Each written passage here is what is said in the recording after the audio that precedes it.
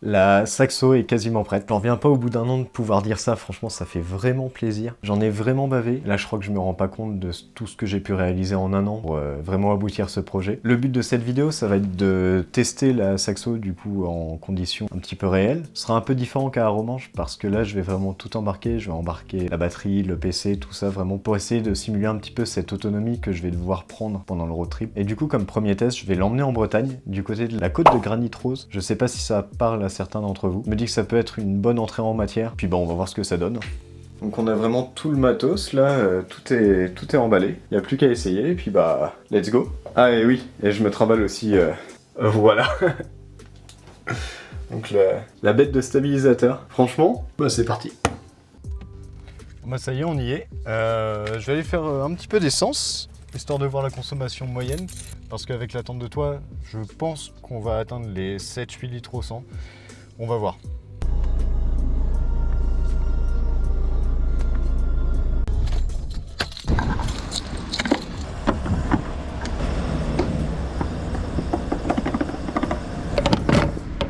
Alors le plein est fait. Le réservoir fait 45 litres. Donc on verra au prochain plein combien je vais dépenser de litres, et puis bon on fera le rapide calcul de voir combien ça consomme au 100. Sachant que la jauge de réserve de la Saxo elle est un peu merdique, donc ce sera vraiment approximatif, mais si on part sur une base d'un réservoir de 45 litres, ça devrait être assez facile à calculer. Cette fois-ci, c'est parti. J'ai eu de la chance, j'ai eu du beau pour partir, c'est assez rare pour le noter, et quand il fait beau comme ça me donne envie de chanter comme une grosse merde. L'amour en province ressemble un peu à un dimanche.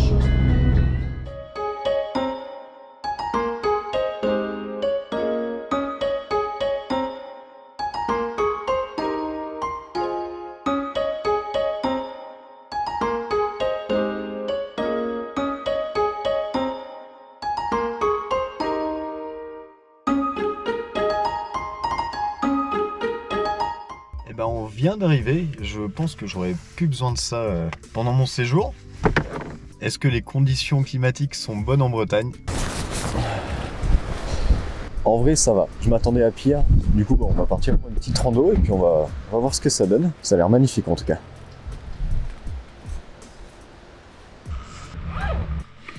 Oh yeah!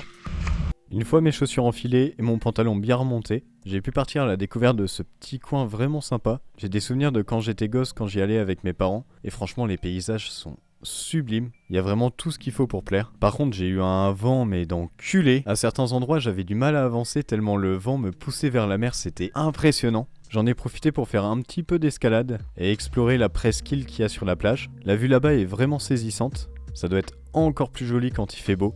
Voilà, pas de peau, je suis tombé sur le mauvais jour. Eh mais c'est porteur ça.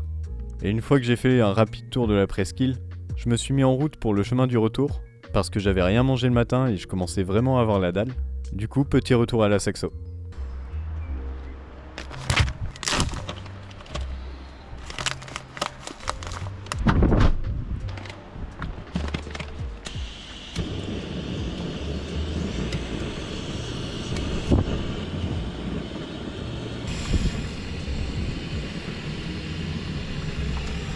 Je viens de finir de manger, c'était un hachis parmentier lyophilisé, c'était pas forcément trop dégueu. Et là du coup je vais voir ce que ça fait de monter une vidéo dans la voiture grâce à l'EcoFlow. Je tiens à préciser que c'est toujours pas sponsorisé malheureusement. Donc là il me reste 89% de batterie. J'ai ma batterie de GoPro qui charge et mes batteries de stabilisateur. Et puis bah le test c'est de voir combien de temps je peux monter parce que du coup j'ai oublié la batterie de mon PC, donc ce sera directement branché sur secteur sur la batterie, donc je vais voir combien de temps je tiens avec ça.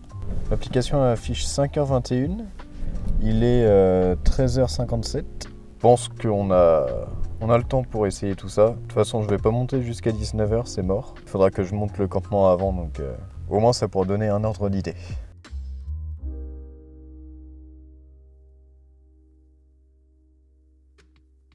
Bon, j'arrête le montage ici, il est 16h à peu près. Ouais, 16h. Et la batterie est à 40... Bah, rallume-toi. La batterie est à 40%. Donc en soi, c'est vraiment honorable. J'ai monté pendant 2 heures à peu près. Bah, c'est plutôt pas mal.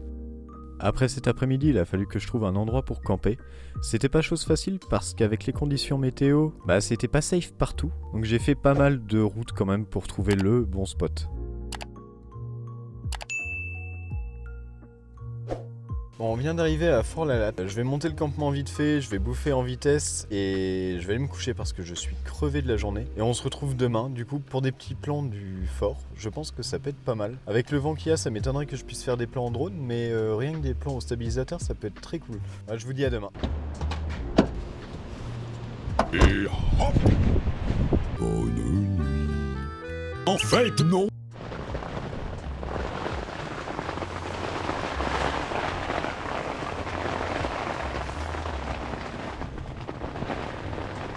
The next morning. J'ai décampé rapidement en n'oubliant forcément pas de boire un petit café quand même. C'était assez marrant parce que j'ai remarqué le matin que j'avais des voisins en tente de toit aussi. Le château de la Roche-Goyon, dit aussi Fort-la-Latte, ouvrait ses portes à 13h et je crois que c'était le dernier jour de la saison où on pouvait le visiter. Mais malheureusement j'étais un peu pris par le temps et j'ai pas pu aller le voir. Donc je me suis contenté d'un petit plan en drone assez lointain. Il a fallu que je me contente de ça et puis après je suis allé au Cap Fréhel. Et là j'ai pris une vraie claque.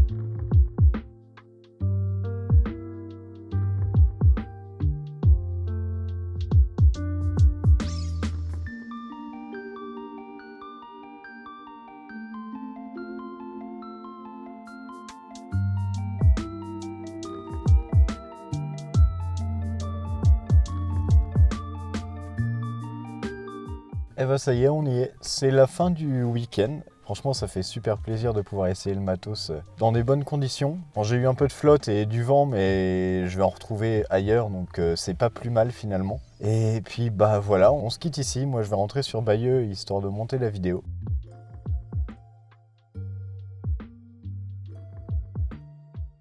On vient d'arriver à Bayeux. Le compteur affiche 690 km à peu près. On va aller faire le plein et puis on va voir ce que ça donne. Alors, 40 litres 26 pour 690 km. Si on fait un rapide calcul en croix, ça nous fait du 5 litres 8 au 100 à peu près. Donc en vrai, c'est pas tant niveau conso. Je m'attendais vraiment pas à un chiffre si bas. Et si on calcule par rapport au réservoir de 45 litres, ça nous fait à peu près une autonomie de 775 km. Après, j'espère que je n'aurai pas à aller jusqu'à la panne sèche, mais on sait jamais ce qui peut arriver. Donc voilà, c'est une fin de vidéo. Je vous souhaite bon courage dans tous vos projets. C'était Jawen pour Objectif Boost Luja. Des bisous tout le monde.